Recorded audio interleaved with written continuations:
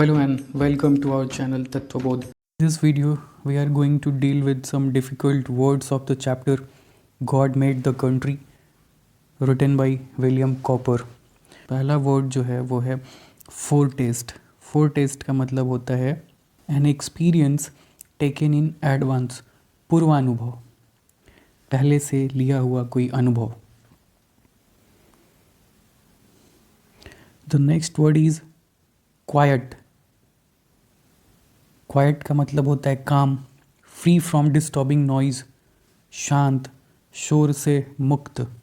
The next word is landscape. Landscape का मतलब होता है अ पोर्शन ऑफ लैंड और territory which the eye can comprehend in a single view including all the object it contents. भूमि या क्षेत्र का एक हिस्सा जिसे आँख एक ही दृश्य में उसकी सभी वस्तुओं को देख सके. लैंडस्केप उसको कहते हैं हम लोग आँख खोले और जितनी चीज़ें हमें दिखाई दे रही हैं वो सारी चीज़ें एक लैंडस्केप हैं. The next word is hesitate. Hesitate का मतलब होता है not want to do something because you are not sure और वरीड. कुछ नहीं करना चाहते क्योंकि आप निश्चित नहीं हैं. हिचकना, झिझकना. The next word is opinion. Opinion का मतलब होता है राय. The next word is paradox. The situation that seems contradictory or opposed to common sense. विरोधाभास जिसको कहते हैं हिंदी में. This is paradox. The next word is engaged. Busy doing something, कुछ करने में व्यस्त. Next word is humble. Not special or important. जो चीज़ विशेष ना हो, महत्वपूर्ण ना हो, उसे कहते हैं humble. The next word is profession. Profession का मतलब जॉब, ऑक्यूपेशन, नौकरी या व्यवसाय. The next word is abundance. Abundance का मतलब होता है लार्ज क्वांटिटी, प्लेंटीफुलनेस, बहुतायत. Flora. Flora means all the plants growing in a particular area. एक विशेष क्षेत्र में उगने वाले सभी पौधे. The next word is fauna. All the animals of an area. एक क्षेत्र के सभी जानवर. Next word is peaceful. Calm and quiet, शांत. The next word is inspired. To invigorate, to affect, प्रेरित करना. The next word is countryside. Land outside of cities and industrial areas, rural areas, एक ग्रामीण क्षेत्र. The next word is classic. Exhibiting timeless quality and excellence. गुणवत्तापूर्ण, उत्कृष्ट को classic कहते हैं. The next word is creation. The act of making something new, नवनिर्माण को क्रिएशन कहते हैं. Now the next word is evolution. The process by which things gradually developed over time. वह प्रक्रिया जिसके द्वारा चीज़ें धीरे धीरे समय के साथ विकसित होती हैं उसे कहते हैं evolution. The next word is perfection. Flawless state where everything is exactly right. पूर्णता, निपुणता, उसको परफेक्शन कहते हैं. The next word is dweller. A person और animal that lives in a place, निवासी. The next word is virtue. Behavior which shows high moral standards. नैतिकता, गुण, सद्गुण, उसको वर्चू कहते हैं. The next word is exhort.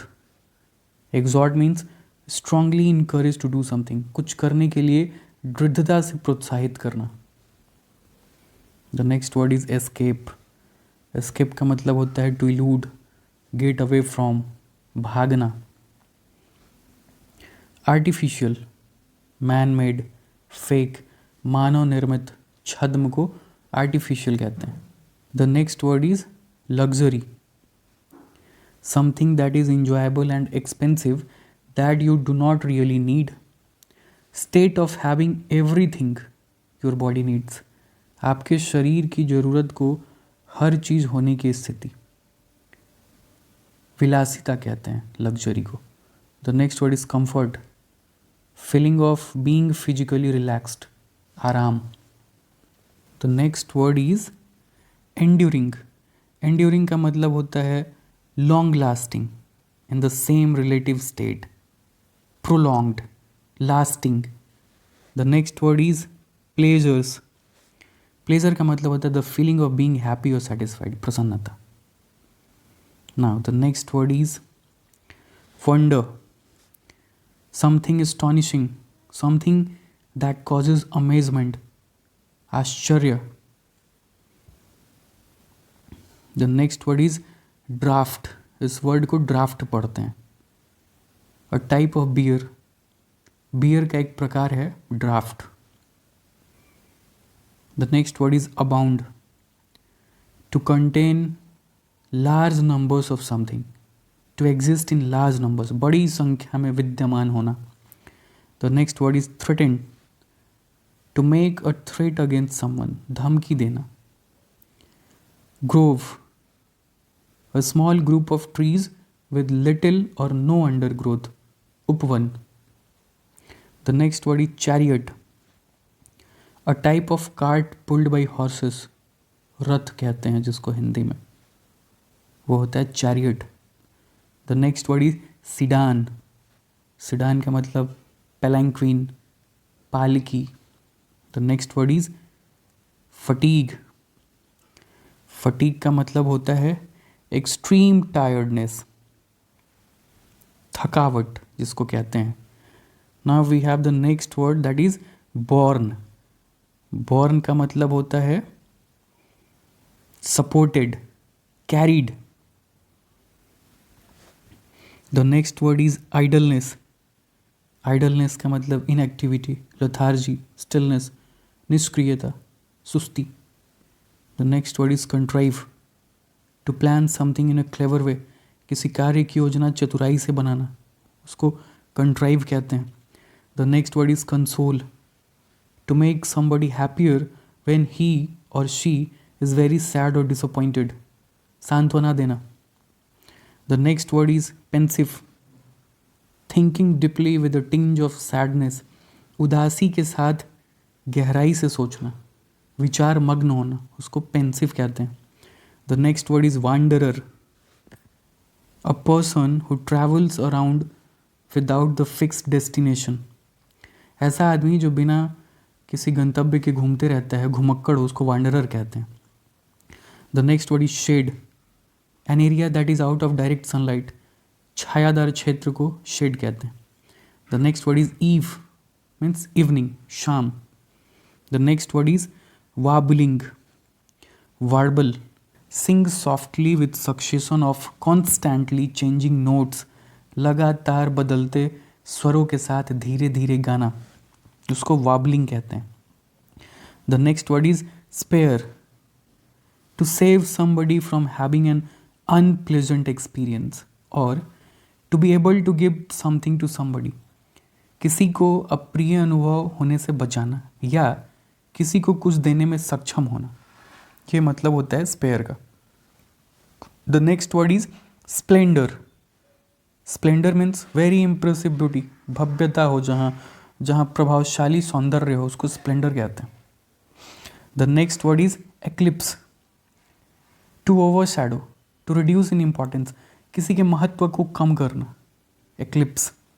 वैसे तो ग्रहण होता है, लेकिन यहाँ पे इस पोयम में जो मीनिंग यूज होगा वो होगा किसी के महत्व को कम करना. The next word is satellite. An object that orbits a larger celestial body. एक वस्तु जो एक बड़े खगोलीय पिंड की परिक्रमा करता है, उसको सैटेलाइट कहते हैं. The next word is confound.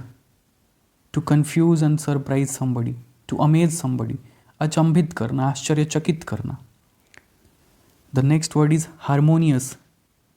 Producing a pleasant effect when heard. Peaceful. मधुर प्रभाव उत्पन्न करने वाला. The next word is thrush. A singing bird. एक गाने वाला पक्षी है जिसका नाम है thrush. The next word is offended.